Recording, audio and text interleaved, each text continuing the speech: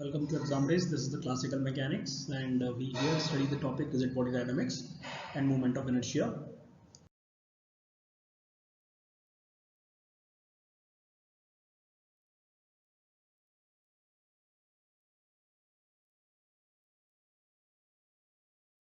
So first we will study about the angular momentum and torque relation. So we have already know the angular momentum and torque we have studied earlier, but what I want to revise is that consider a particle moving with velocity v, and it is making angle theta with the radius vector.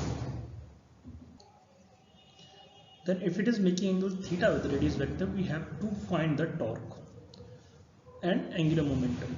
For angular momentum, what is angular momentum? It is the moment of momentum. Moment of momentum. So what is the momentum here? Momentum here is simply P is equals to mv, and where P is a vector quantity, and when you give the moment to this momentum, then torque or angular momentum will occur. So by using this, what I give moment, that is R, to this momentum. Now this is R. What is the value of R perpendicular? If you want to find the value of R perpendicular, it's going to be the R sine theta. So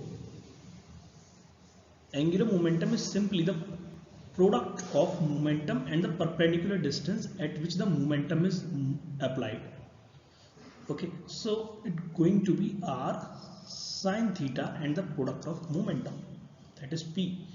Now if I want to convert it into the vector quantity, then it will be R cross P sine theta, R cross P. And if I want to change it into magnitude, then simply apply the cross vector product, that is A cross B is equals to AB sine theta.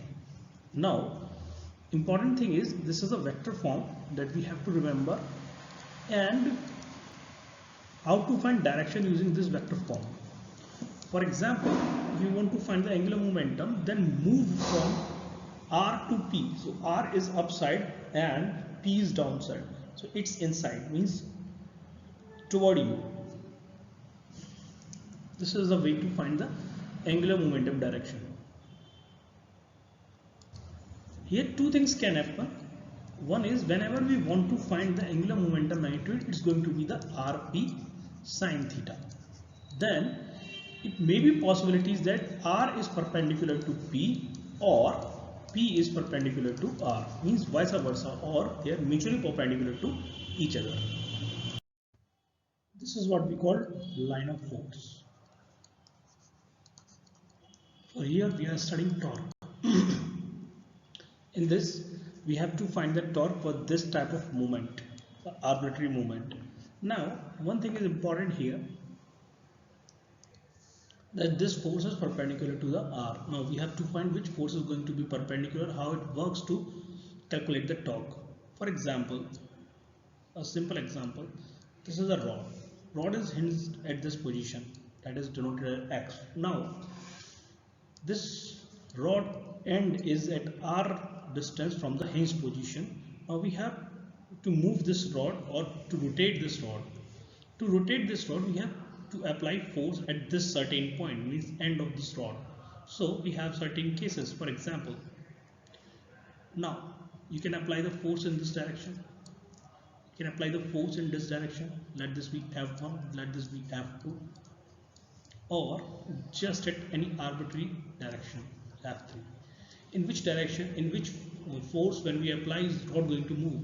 So rod is not going to move in F2, obviously.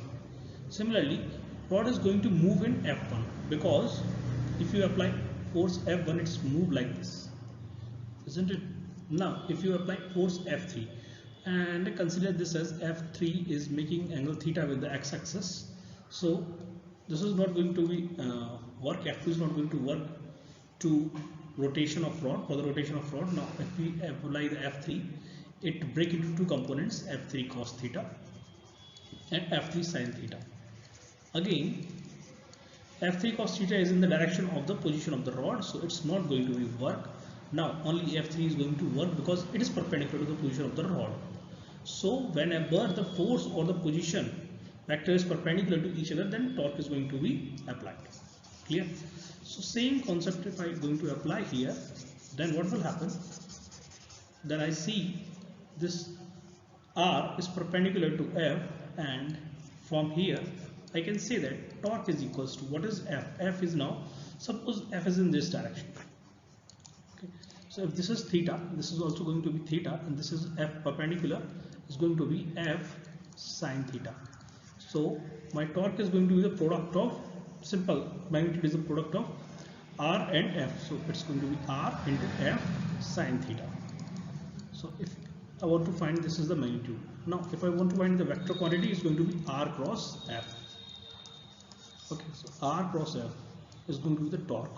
So if you apply, R is this in this slope and force, so it's outward of a screen or toward me. Okay, this is the way to find the direction of the torque.